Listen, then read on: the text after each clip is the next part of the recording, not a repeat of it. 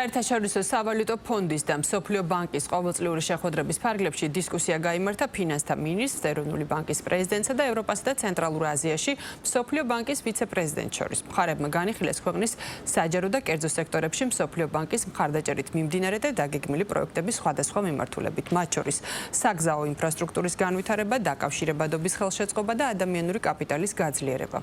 ფინანსთა მინისტრმა მსოფლიო ბანკის ვიცე-პრეზიდენტს გააცნო ქვეყანაში არსებული მაკროეკონომიკური ვითარება და საშუალებოვადიანი პროგნოზები.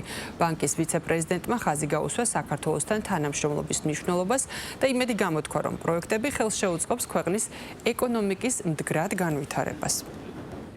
საქართველოს დელეგაციამ დღეს მნიშვნელოვანი შეხვედრები გამართა მსოფლიო ბანკის და საერთაშორისო სავალუტო ფონდის ხელმძღვანელობასთან.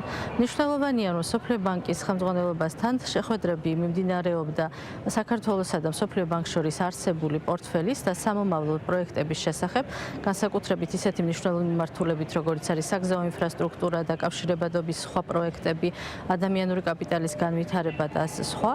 ასევე საერთაშორისო სავალუტო ფონდთან გაიმართა შეხვედრები, სადაც შეჯამდა მაკროეკონომიკური და ფისკალური პარამეტრები.